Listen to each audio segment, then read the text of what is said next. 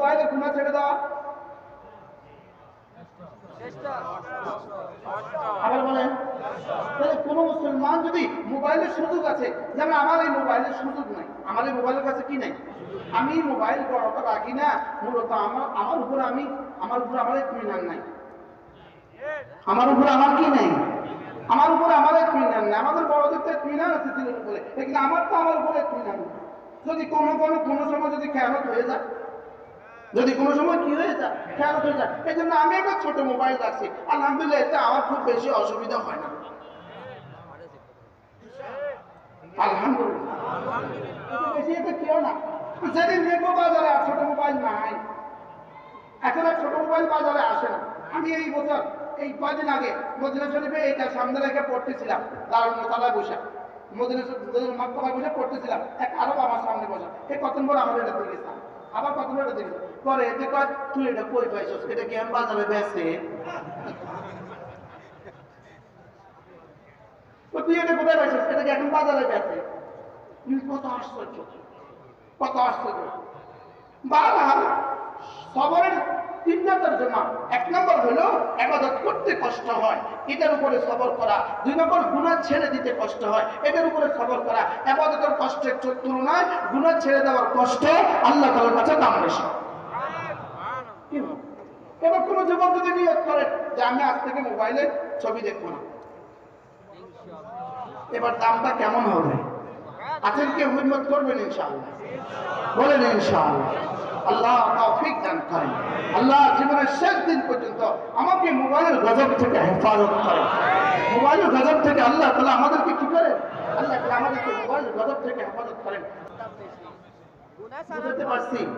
বলেন, গুনাহ ছাড়ার কষ্ট, নফল করার কষ্ট, এবার কোনটার দাম বেশি?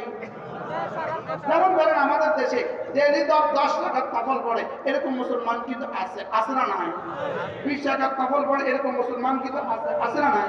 লেকিন ঘরে টেলিভিশন আছে এরকম মুসলমানও আছে না নাই? নফলও পড়ে, ঘরে টেলিভিশনও আছে এরকম মুসলমানও আছে না নাই? মনে হয় না আছে না নাই? এই লোকটার নফলের কষ্ট আছে না নাই? এবার বলেন, টেলিভিশন থেকে যদি ঘর থেকে টেলিভিশনটা বের করে দিতে হয়, তাহলে এখানে কিছু কষ্ট হবে না? হবে না? এই কষ্টটা কত বলেন না? এখন এই কষ্টটা একজন মুসলমান তার ঘর থেকে, আমাদের রামগঞ্জ এক হাজী সাহেব আছে, হাজী হুমায়ুন সাহেব, শাহাদাত ব্রাদার্স, আমাদের বৃহত্তর নোয়াখালীর বড় ব্যবসায়ীদের একজন, শাহাদাত ব্রাদার্স হাজী হুমায়ুন সাহেব, আল্লাহ তার হায়াতের মধ্যে বরকত দান করেন।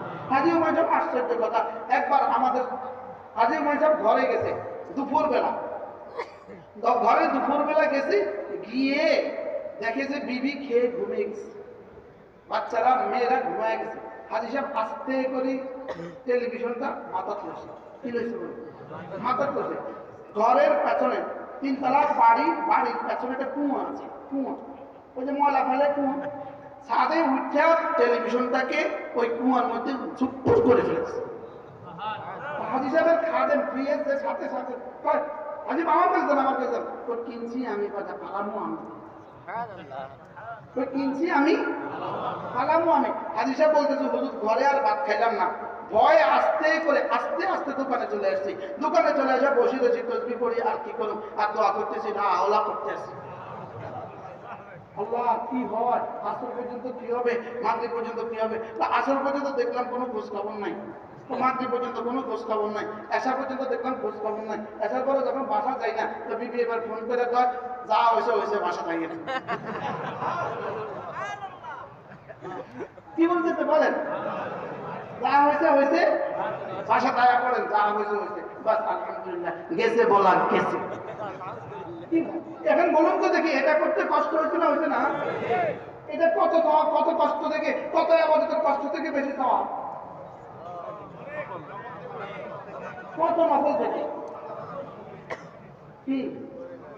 لا ترك ذرة من المعاصي خير من عبادة الثقلين। আল্লাহর নবী বলেন, এক যারা গুনাহ ছেড়ে দেওয়া সারা দুনিয়ার সমস্ত জিনার ইনসানের নফল ইবাদতের চেয়ে আল্লাহর কাছে শ্রেষ্ঠ। সুবহানাল্লাহ।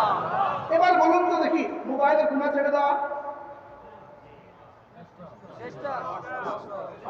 আবার বলেন কোনো মুসলমান যদি মোবাইলের সুযোগ আছে, যেমন আমার এই মোবাইলের সুযোগ নাই, আমার এই মোবাইলের কাছে কি নাই, আমি মোবাইল বড়টা রাখি না, মূলত আমার উপরে আমার ইত্মিনান নাই, আমার উপরে আমার কি নাই, আমার উপরে আমার ইত্মিনান নাই। আমাদের বড়দের তো ইত্মিনান আছে দিলের উপরে, কিন্তু আমার তো আমার উপরে ইত্মিনান নেই। যদি কোনো সময় যদি খেয়ালত হয়ে যায়, যদি কোনো সময় কি হয়ে যায়, খেয়ালত হয়ে যায়, এই জন্য আমি একটা ছোট মোবাইল রাখছি। আলহামদুলিল্লাহ, এতে আমার খুব বেশি অসুবিধা হয় না, আলহামদুলিল্লাহ। বেশি এটা কেউ না, যেদিন দেখবো বাজারে আর ছোট মোবাইল নাই, এখন আর ছোট মোবাইল বাজারে আসে না। আমি এই বছর এই কয়দিন আগে মদিনা শরীফে এইটা সামনে রেখে পড়তেছিলাম, দারুল মোতালায় বসে, মদিনা মাক্তবায় বসে পড়তেছিলাম, এক আরব আমার সামনে বসা, এই কতদিন পর আমার এটা দিয়ে গেছিলাম, আবার কতদিন এটা দিয়ে গেছে পরে এতে কয় তুই এটা কই পাইছস, এটা কি আমি বাজারে বেচে, তুই এটা কোথায় পাইছস, এটা কি এখন বাজারে বেচে। কত আশ্চর্য, কত আশ্চর্য। বারবার সবরের তিনটার জন্য, এক নম্বর হলো ইবাদত করতে কষ্ট হয়, এটার উপরে সবর করা। দুই নম্বর গুনাহ ছেড়ে দিতে কষ্ট হয়, এটার উপরে সবর করা। ইবাদতের কষ্টের তুলনায় গুনাহ ছেড়ে দেওয়ার কষ্ট আল্লাহ তাআলার কাছে দাম বেশি। এবার কোনো যুবক যদি নিয়ত করে যে আমি আজ থেকে মোবাইলে ছবি দেখবো না,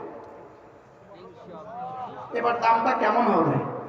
আছেন কেউ হিম্মত করবেন? ইনশাআল্লাহ বলেন ইনশাআল্লাহ। আল্লাহ তৌফিক দান করেন, আল্লাহ জীবনের শেষ দিন পর্যন্ত আমাকে মোবাইলের গজব থেকে হেফাজত করেন। মোবাইলের গজব থেকে আল্লাহ তাআলা আমাদেরকে কি করেন? আল্লাহ তাআলা আমাদেরকে মোবাইলের গজব থেকে হেফাজত করেন। সব সবরের 3 নম্বর হলো যদি কখনো কোনো পরীক্ষা চলে আসে এর উপরে সবর করা। الصبر على المعاصي، الصبر على الطاعة، الصبر على المكاره। এক নাম্বার ইবাদত করতে কষ্ট হয়, এর উপরে সবর করা। ফজর পড়তে কষ্ট হয়, এর উপরে সবর করা। এজন্য যত কষ্টই হোক আমি ফজর পড়বই পড়ব ইনশাআল্লাহ। যত কষ্টই হোক আমি ফজর কি পড়বই পড়ব। আল্লাহ তৌফিক দান করেন। এই হবে তাফসীরুল কোরআন মাহফিলের সার্থকতা। 2 নাম্বার কোনো গুনাহ করব না যত কষ্টই হোক, বলেন ইনশাআল্লাহ। বলেন কোনো গুনাহ করব না, বলেন ইনশাআল্লাহ। আল্লাহ তৌফিক দান করেন। হাকিমুল উম্মাহ মুজাদ্দিদ মিলাত সবাই না আল্লাহুম্মা তাআলা।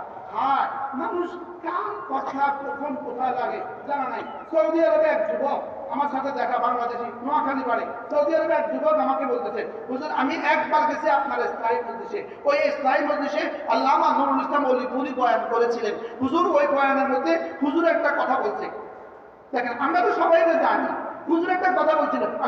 আমি বলছি কি কথা বলছিল? হুজুর বলছিল যে সুন্দরী নারীর দিকে তাকাবে, ভিন নারীর সৌন্দর্যের দিকে তাকাবে, আল্লাহ তাআলা তার চোখে গলিত সীসা ঢেলে দিবে। মান নাযারা ইলা মাহাসিনি ওয়াজিন উলকিয়া ইয়াউমাল কিয়ামাতি ফি আইনিহি আল-আনাক। বলে হুজুর আপনার ইসলামী মজলিসে আল্লামা ওলিপুরি এই কথা বলছিলেন যে ভিন নারীর সৌন্দর্যের দিকে তাকাবে, আল্লাহ তাআলা তাকে গলিত সীসা ঢেলে দিবে। হুজুর এই কথা বলার পর থেকে আজ পর্যন্ত আমি ভিন নারীর দিকে তাকাই না। আচ্ছা, কোথাকার বাদ দিয়ে কোথায় চলে? কি বলছে বলেন? 2005 সালে মদিনায় তৈয়বা হযরত মাওলানা তারেক জামিল দামাত বারাকাতুহু মদিনায় তৈয়বা এক বয়ান করছিলেন।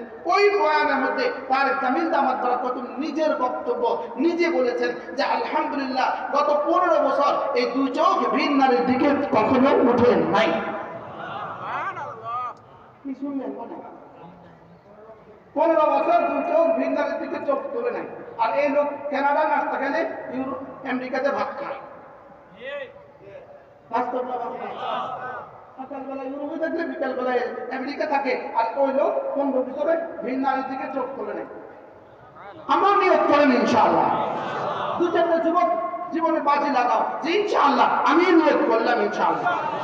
এবার বলো তো দেখি কি পরিমাণ সবরের পুরস্কার হবে, এখানে দিবেন কি পরিমাণ সবরের পুরস্কার দিবেন। হ্যাঁ, কথা চলতেছিল বান্দা 3 বিষয়ের মধ্যে সবসময় ডুবে আছে। 1 নম্বর নিয়ামতের মধ্যে ডুবা, তার তাকাজা কি? শুকর। 2 নম্বর কোনো না কোনো পরীক্ষার মধ্যে ডুবা, তার তাকাজা কি? সবর। 3 নম্বর হলো খোদা না খাস্তা কোন সময় যদি কোনো গুনাহ হয়ে যায় তার তাকাজা হলো ইস্তিগফার। তাকাজা কি? তাহলে সবর 3টা, শুকর, সবর, ইস্তিগফার। বলেন শুকর, সবর, কথা দূর চলে গেছে। ফাআম্মাল ইনসান ইযা মাবতালাহু রাব্বুহু ফাআকরামাহু ওয়া না'আমা, বান্দাকে যখন আল্লাহ তাআলা পরীক্ষা করার জন্য মাল দেয়ার সম্মান করে, মাল দেয়ার সম্মান করে, তাহলে মাল দেয় কেন? বলেন পরীক্ষার জন্য। বলেন মাল দেয় কেন? আর সম্মান করে কেন? পরীক্ষার জন্য। মাল দেয় পরীক্ষার জন্য, আর সম্মান করে পরীক্ষার জন্য। মাল দেয় কেন? পরীক্ষার জন্য। সম্মান করে কেন? পরীক্ষার জন্য। দেখি বান্দা আমার শুকর আদায় করে কি। আল্লাহ আমাদেরকে শুকর